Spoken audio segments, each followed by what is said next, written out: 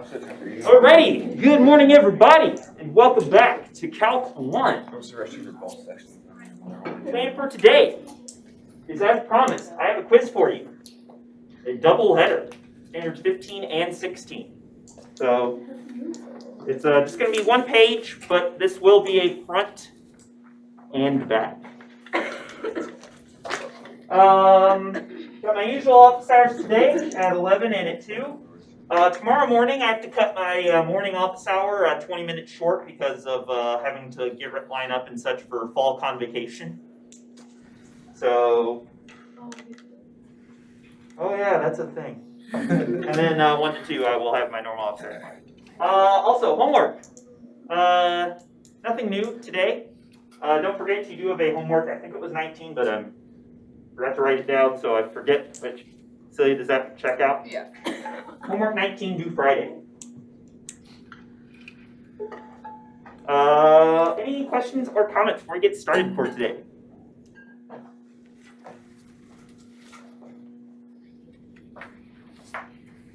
What did 0 say to the 8? Said, nice belt.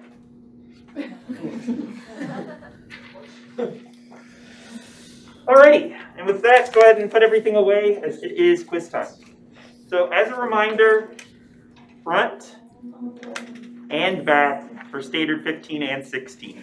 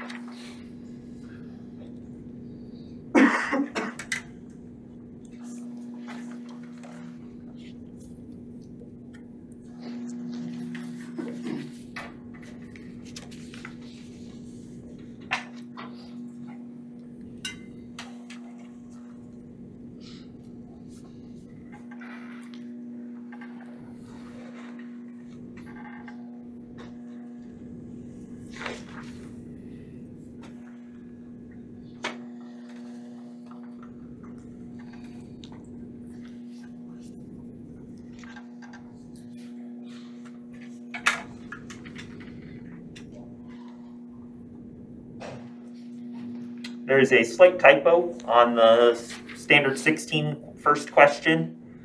It should say, for which values of x is f of x concave up? For which values of x is f of x concave down?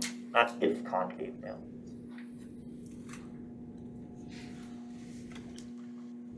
Not bad.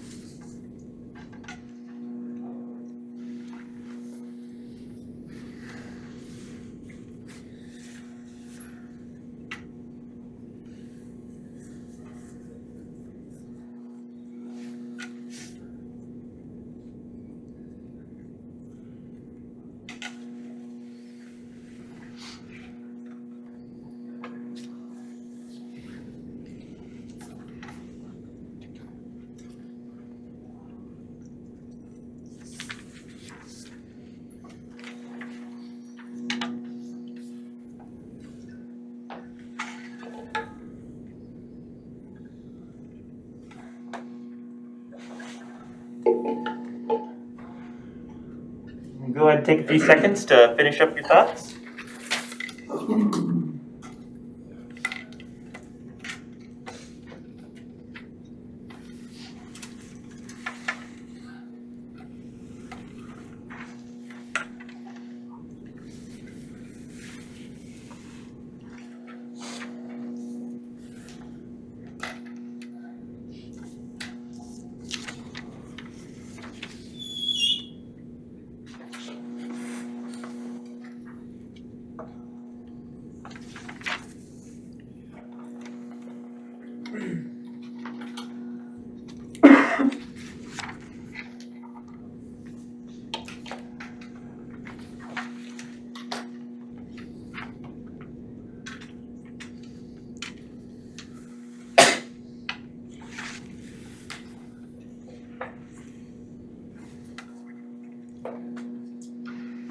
And pass your quizzes in, please. Pass your quizzes forward, please.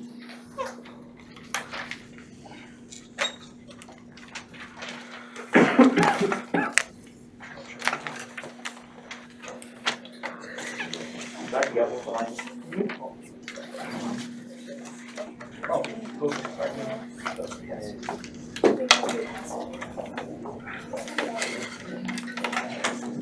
Sorry.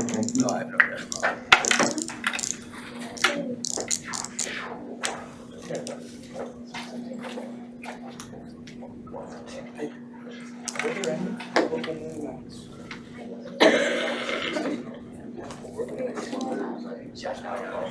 Let's go.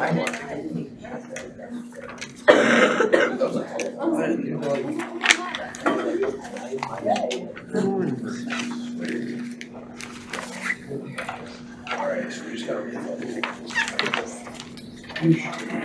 So feedback. Oh, there's a lot of. Alrighty, let's get started.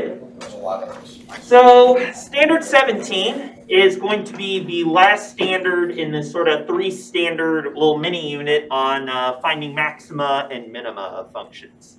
And yes, this is the standard 17 is the one you've been waiting for. We're the word problem version of the last 2 standards. So, in other words, this is on optimization, and basically the idea is we're going to be looking at semi-real-world examples of scenarios where you might want to try and maximize and minimize something. And then talk about how can we use, say, the first derivative test in order to get the job done. So here's the example I want to start with. As promised, this is the Coca-Cola example.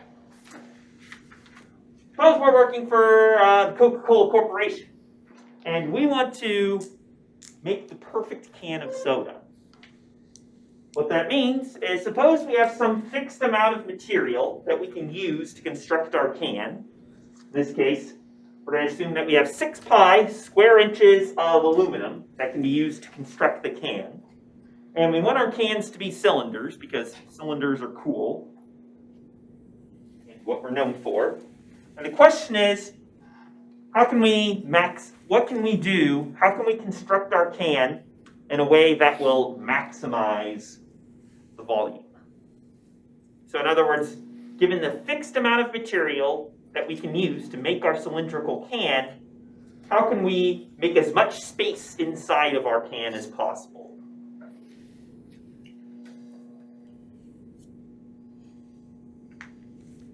Dr. Gerstl, you haven't given us a formula or really much of anything to work with.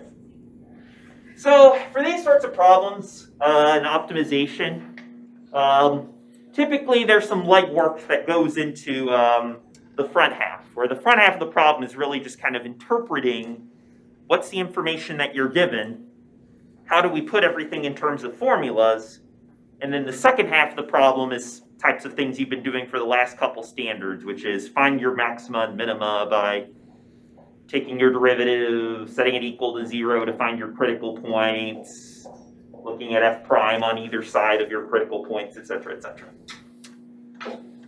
So for a situation like this, there's always a first step that I like to do.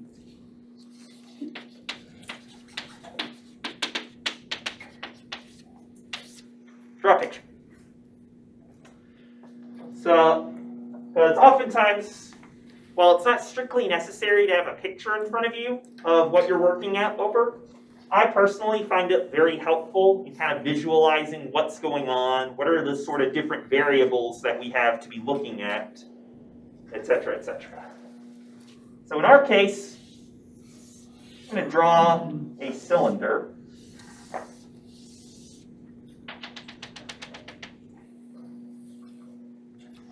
And here's my question. What are sort of our two, so a cylinder is this sort of shape that has like a circle at the top and bottom and constant width all the way up and down. So, yes, Daniel, it's very amusing. So here's my question. What are sort of our variables in this problem? So in other words, if we want to control the dimensions of our cylinder, what are our dimensions? Are we going to talk about width, height, surface area, volume, lateral surface area, whatever that is, I don't remember. That it?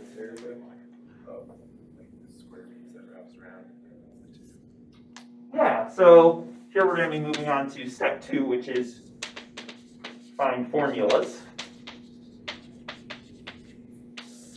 So something we'd like to have is surface area. And volume is going to be kind of the other thing. Which one of these should be equal to the 6 pi square inches that we have that we can use to construct the can? Surface area. Yeah. So our surface area should come out to 6 pi square inches. Because surface area is going to correspond to how much material do we actually have to construct our can. Whereas volume, I think, is going to be the expression we want to maximize.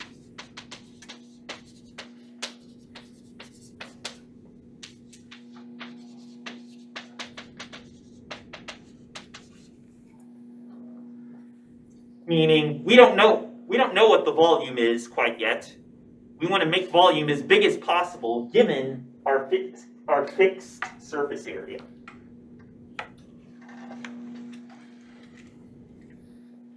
So if we look at our cylinder here, what variables do you think related to certain dimensions of our surface area are going to of the can? What variables are going to affect what the surface area and volume come out to be? The height. Yeah. Certainly how tall the cylinder is going to affect what's its surface area going to be and what's its volume going to be. The radius of this.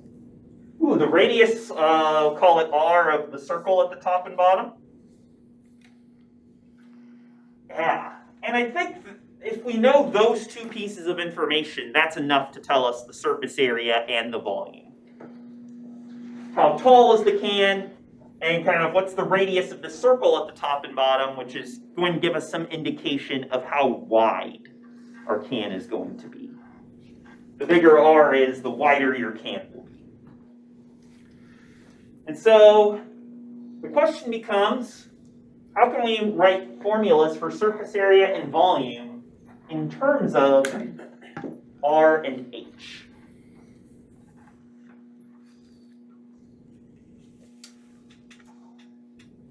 Let's see. How do we do our high school geometry? Don't we also need the circumference? We do need the circumference, but I think the circumference is just going to be a constant multiple of the radius. It's just going to be 2 pi times r. So if we know what r is, that'll also give us the circumference. I think r and h are the only things we absolutely need in order to be able to find everything else. But that is a good question, though. So let's do volume first, because I think that one's a little bit easier. So the volume of our cylindrical can is going to be the area of the base multiplied by the height, where the base is just this circle at the top and bottom of radius r. What's the area of our base going to be? In other words, what's the area of a circle with radius r? Pi r squared. Yeah, the area of our base is going to be pi r squared. And what's the height of our cylinder? Yeah, It's just h. yeah, just the variable h that we established. So now we know how we can find a formula for our volume in terms of r and h. It's just going to be pi r squared times h.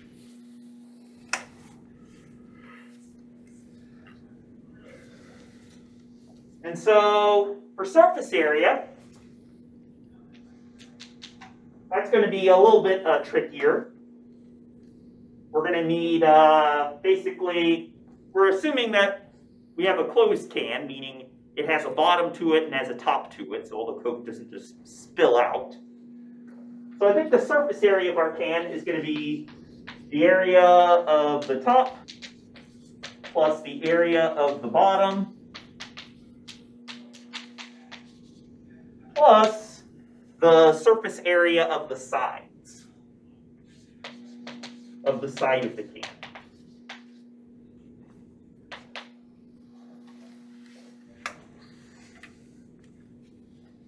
So what's the area of the top of our can going to be? Angel, want to repeat your answer from before? It would be pi r squared. Yeah. The top of our can is just a circle with radius r, so it's going to have an area of pi r squared. And then similarly, the bottom of our can is also just going to be a circle of radius r, so its area will be the same thing, just another copy of pi r squared.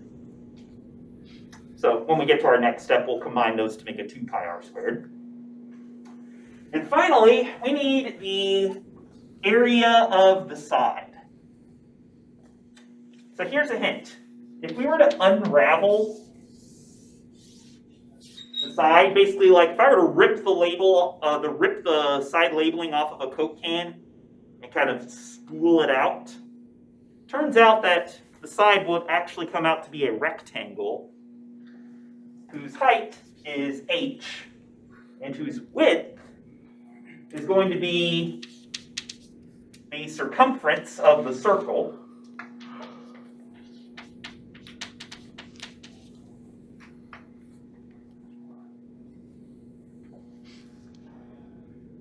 So how do we find the circumference of our circle that makes the top/bottom of our can? And then 2 pi r.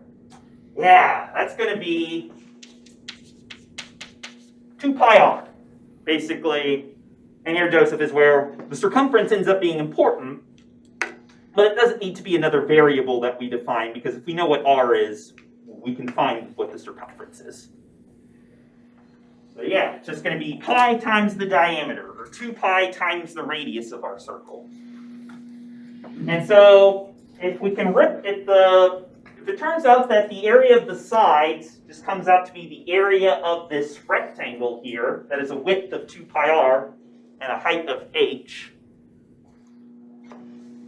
Let's see. Vera, what is going to be the area of that rectangle? 2 pi r times h. Yeah, just take the width times height, which is going to be 2 pi r times h. Which in the end is going to give us 2 pi r squared plus 2 pi r h. And as we saw before, that expression should come out to be equal to 6 pi square inches.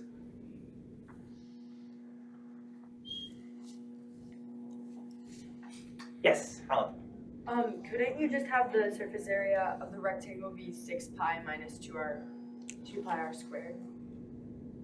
So basically, could we subtract 2 pi r h from, wait, say that again? Sorry. Couldn't the surface area of the rectangle be 6 pi minus 2 pi r squared? Yeah, we could say that. Overall, I'm not really that interested in knowing what the surface area of the rectangle part is. I'm more interested in knowing what's the surface area of the whole thing. Because we know what the surface area of the whole thing should come out to, which is 6 pi.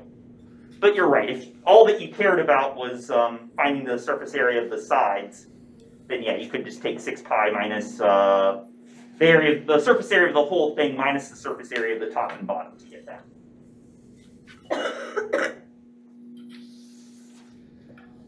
Any questions or comments so far? So what is our expression that we want to maximize here? In other words, what formula / function are we trying to make as big as possible? Yeah? Yeah, the volume. This pi r squared times h, in other words. So we have ways of making it. We have ways of finding the maximum of a function. You can take the derivative, set it equal to 0, solve for the variable, use first or second derivative test.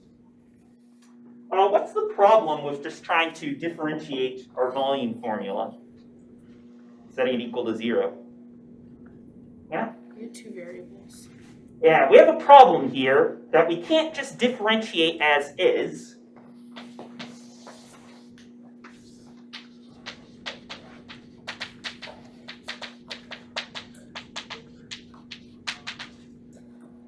Because volume has two variables, R and H.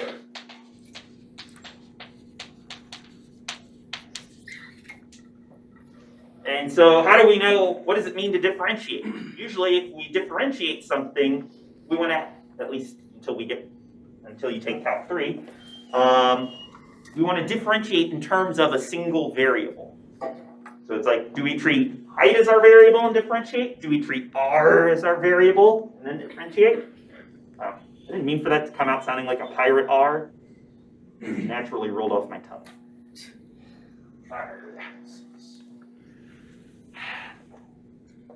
So how can we get around this? Right now, the function we want to maximize has two different variables in it. It'd be nice if we could rewrite our volume function so that it only has a single variable, either R or H.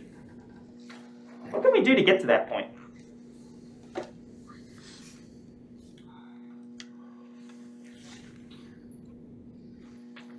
in other words, what can we do in order to make volume just have a single variable in it instead of multiple variables? Huh?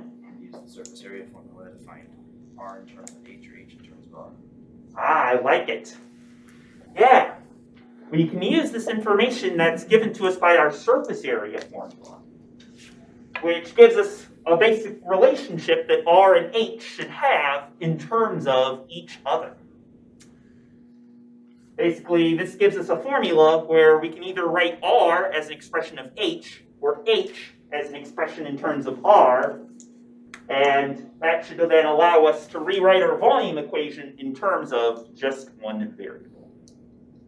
So that's going to be step 3 here, which is going to be to write the function you want to maximize or minimize. I'll just say to optimize. Optimize just means find a max or min, depending on what the question's asking for. In terms of one variable.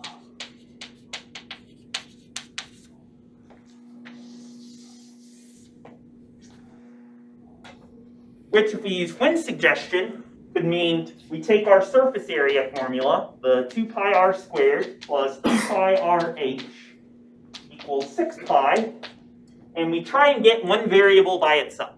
Get r to be equal to some expression in terms of h, or h to be some expression in terms of r. And then once we have that, we can replace the r and the h in this formula with whatever expression we have in terms of the other variable. Wynn, since you proposed this, which variable would you like to try and solve for? R or h? I don't know yet. You don't know yet? Huh? I think H. probably h. Yeah. I like h. I think h is, if you had said r, I was going to have you try again. Nothing wrong with trying to solve for r here. I just think that it's going to be easier to solve this formula for h instead of r. And why is that? Because it's not being squared in our volume formula. It's not being squared. Certainly helps, but I think what's even more helpful is there's only one h showing up in the formula, whereas r shows up in a couple of different places. So here I'm going to say, let's solve for h, and that it'll be easier to solve for h instead of r because there's only one copy of h, and there's only one h in the formula.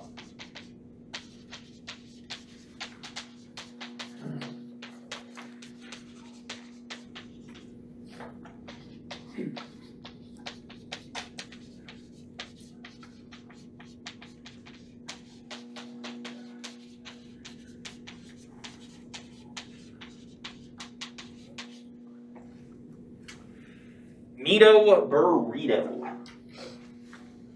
Okay, so we want to get h by itself. So we'd like to be able to say h equals some stuff that probably involves pi's and r's. What can we do if we want to get h by itself? Well, Subtract 2 pi r squared from each side and then divide by 2 pi r. okay, so Riley proposed a couple of different steps. First of all, you said subtract 2 pi r squared from both sides.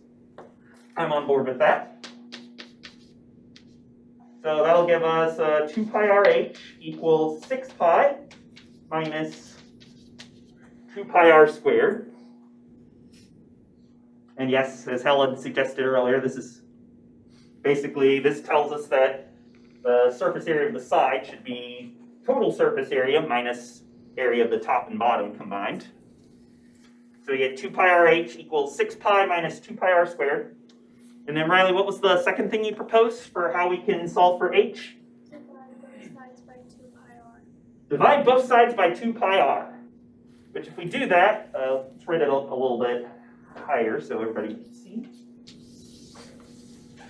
I think it's going to give us that h has to be equal to 6 pi minus 2 pi r squared divided by 2 pi r. So in other words, using our surface area expression, we're able to find what h has to be equal to in terms of the variable r.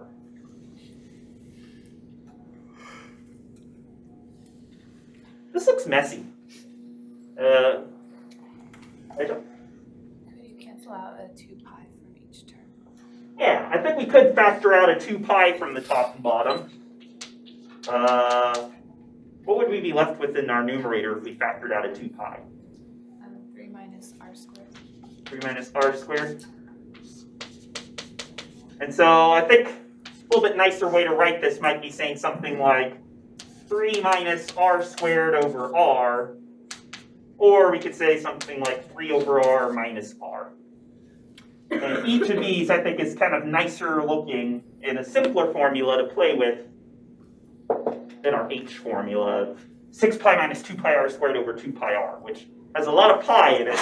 Well, I like pi, makes me hungry. I like having simpler things to plug in. And so now we have a formula for h in terms of r.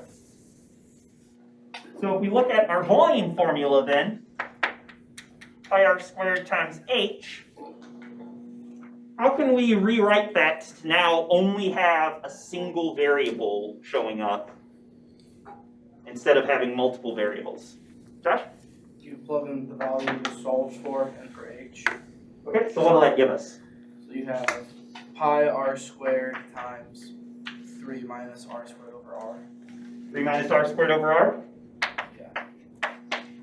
Cool. And then I think this r will cancel out with an r out here. Watch it, you. And so then I think what we'll end up with is 3 pi r minus pi r cubed if we distribute the pi times the pi r to the 3 and the minus r squared term. And now we finally have our volume in terms of just a single variable. Rather than in terms of r and h, it's just in terms of our r variable. So in order to have a surface area of 6 pi, our volume for our cylinder is just going to be equal to 3 pi r minus pi r cubed.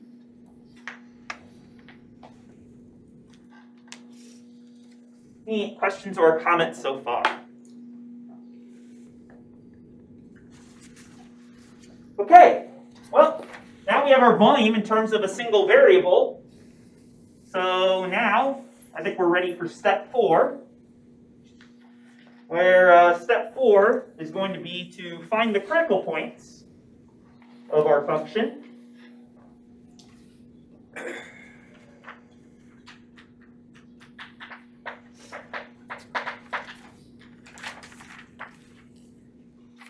So if our volume and we can write this now V as a function of R.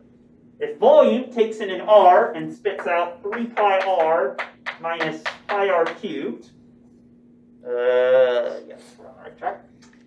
What can we do if we want to find the critical points of this function?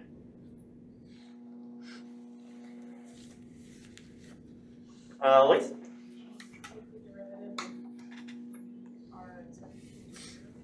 Cool, we can differentiate and set it equal to 0. So what are we going to get if we differentiate this? And now we only have a single variable showing up. Remember, pi is just a constant number. What are we going to get if we differentiate in terms of r, Hannah? Pi minus 3 pi r squared. Minus 3 pi r squared? Yep. That's just from using the power rule and constant multiple rules. And so we want to set this equal to 0, Lisa, I think you said? Because I don't think there's anywhere that this expression is going to be undefined. So now we have another formula. We want to set. We have some other expression where we're going to try and solve for r this time. See, what does r have to be in order to make 3 pi minus 3 pi r squared equal to 0? What can we do if we want to, Zach, if we want to solve this equation? Well, I really just didn't solve it. I just plugged in 1, then -1. Oh, Because it's just kind of simple, just because 3 pi minus 3 pi was going to equal 0. well, if we have Zach's special plugging in powers, we could just see that if we plug in 1 or -1 for r, this will just come out to 3 pi minus 3 pi equals 0. Which is not wrong. What if we didn't? What if we couldn't see that, though, just from looking at this equation? You can pull out 3 pi. Okay, factor out 3 pi. And divide it. Cool. So that'll give us 3 pi times. What do we get this if we factor out the 3 pi? 1 minus r squared. 1 minus r squared. Cool, cool. And what did you say you wanted to do with this? And divide the 3 pi out. Cool. So we get 1 minus r squared is 0. Which tells us that r squared is equal to 1. And Zach, if r squared is equal to 1, what does that imply about r? Plus or minus 1. Yeah, r is going to be plus or minus 1.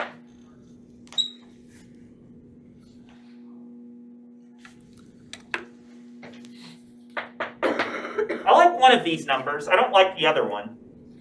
Which of these do you think I not like? Josh, The -1, why not? because this is a physical value and you can't have a negative length of something.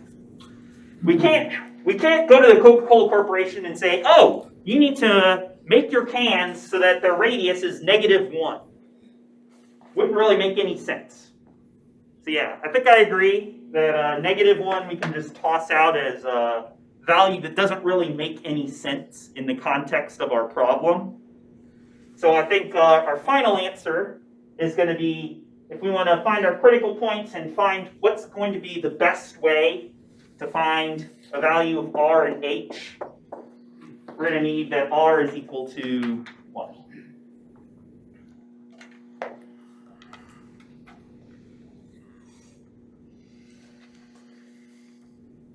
One what? Foot? Mile? Light year? Said inch. Yeah? Why inch? Because that was what was initially used, 6 pi, which is squared. Yeah, the fact that we're looking at our initial formula for area was in terms of square inches means that our r and our h value should both be in terms of inches. Man, can you imagine a 6-foot wide can of Coke? That is diabetes central right there. So r has to be an inch. What would h have to be?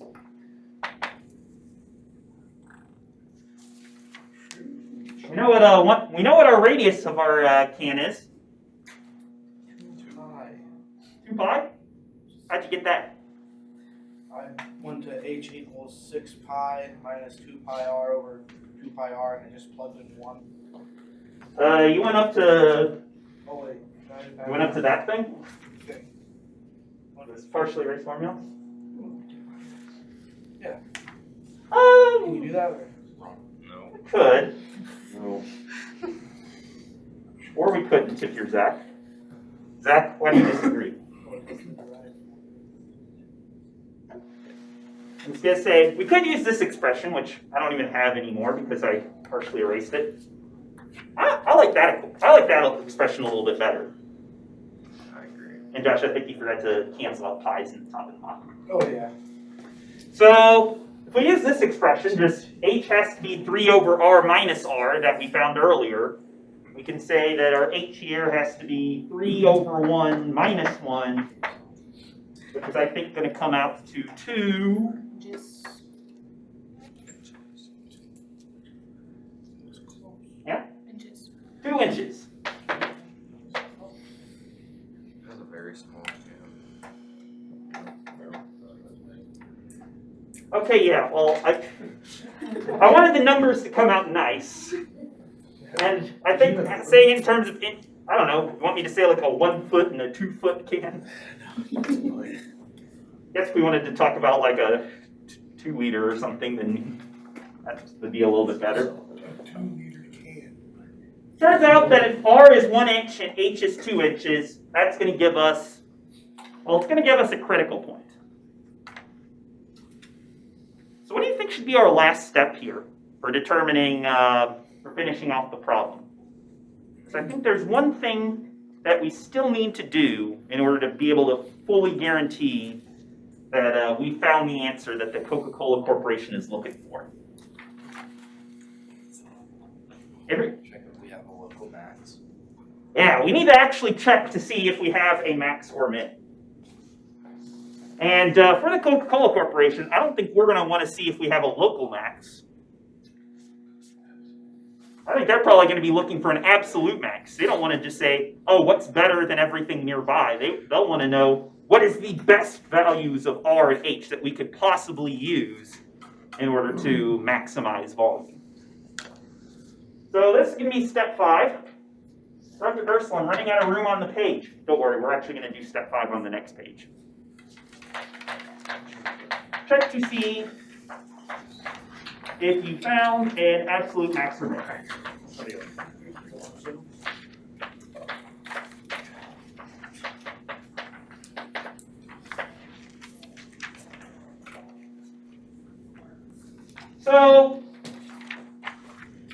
So we can't really use the first derivative test here, because first derivative test is used to find local maxes or mins. So if we want to find an absolute max or min, we can actually use a theorem, which I've written out on the next page, which is going to help us out in finding our maximum. So it turns out that there is a variant of the first derivative test that can be used to find absolute maxes or mins.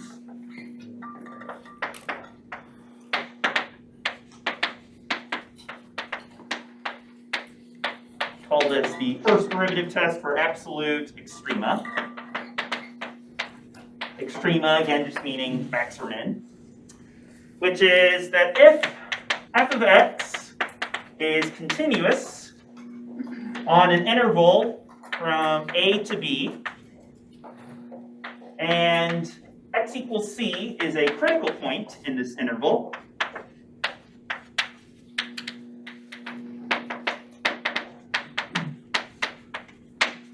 then we could say two things. First of all, we could say that if f prime of x is greater than 0 for all x less than c, and f prime of x is less than 0 for all x greater than c, then f of x has to have an absolute max at x equals c.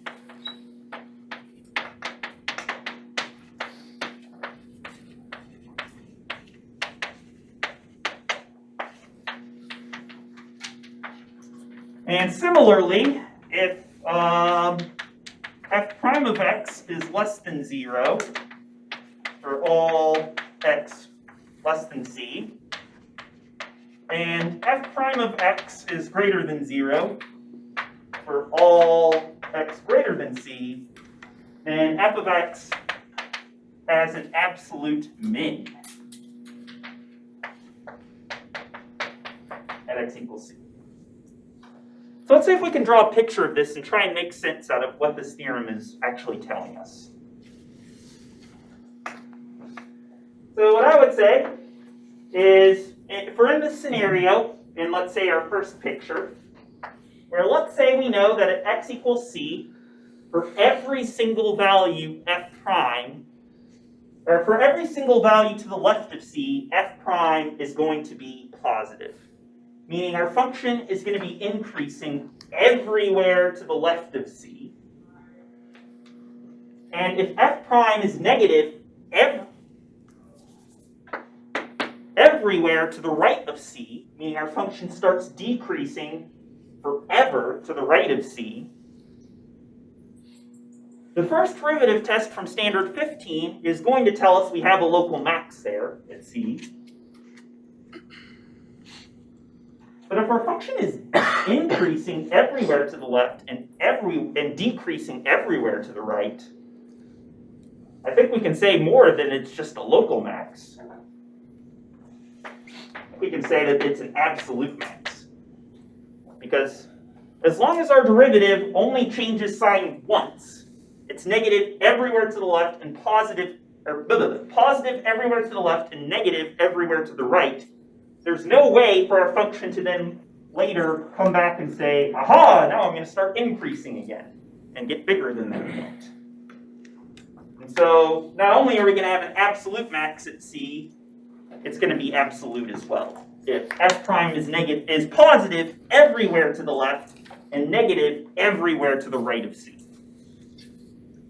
And then similarly, you could say something similar happens down here, where if our function is decreasing everywhere to the left and increasing everywhere to the right, then we're going to have an absolute minimum at our point.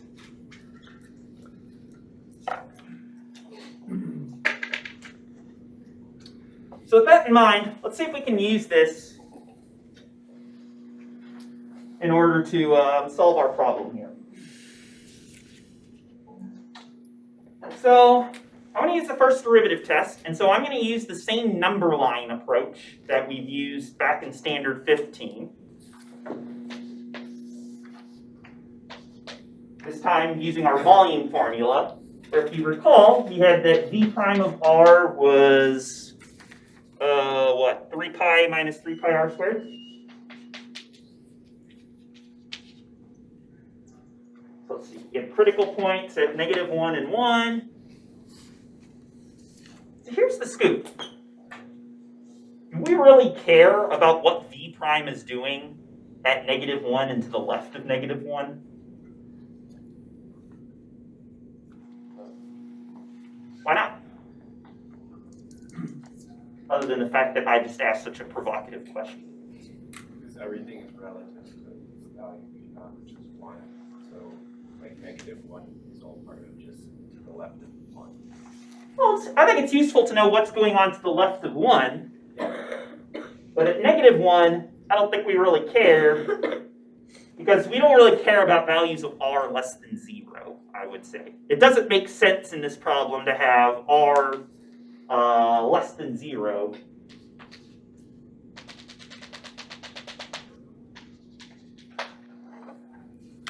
Watch it, you. Because to the left of 0, having negative values of r doesn't make sense.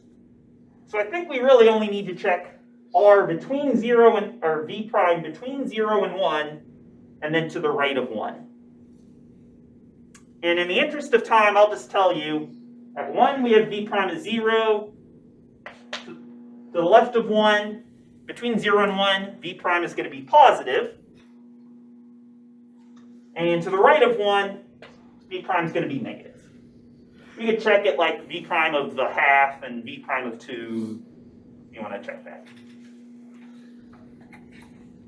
So tell us, what's happening at r equals 1 in terms of v prime? Max. A max. What type of max? Local. Well, absolute, but, or as of that right there, I can say it's local. As of that right there, it's local? Like, yeah. Avery? Isn't it absolute because you're specifying what interval? It's only interval from 0 to infinity. Yeah, I would say for all the values of r that we care about, namely r being positive, because if r is negative or 0, then the problem just doesn't make any sense. I could say for the values of r that we care about,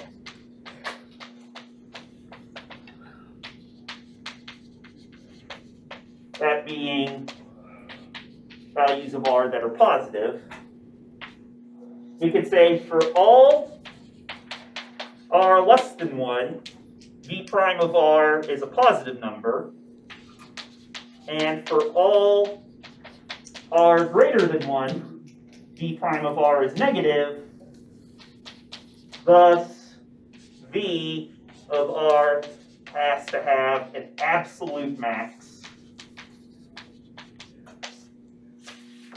at r equals 1 inch.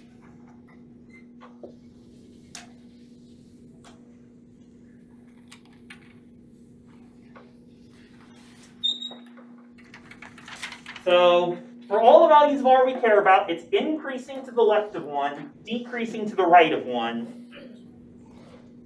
Therefore, we have to have not only a local max, but also an absolute max. Dr. Gerstle, that problem was so long and exhausting. Yeah, well, tough. I'll also admit that I started with a harder problem than what you would get on like a quiz or something. But typically, any optimization problem is usually going to have these steps. Draw a picture, find formulas for your things, find a formula, find a way to write the formula you want to maximize or minimize in terms of a single variable, then do the whole first derivative test shebang. On Friday, we're going to spend our class looking at a few more examples of going through this process, including some that are a little bit simpler than this. And then that should finish Standard 17 up on Friday with probably an eye towards doing a Standard 17 quiz then on Monday. Hope you all have a good rest of your day. I will see you all on Friday.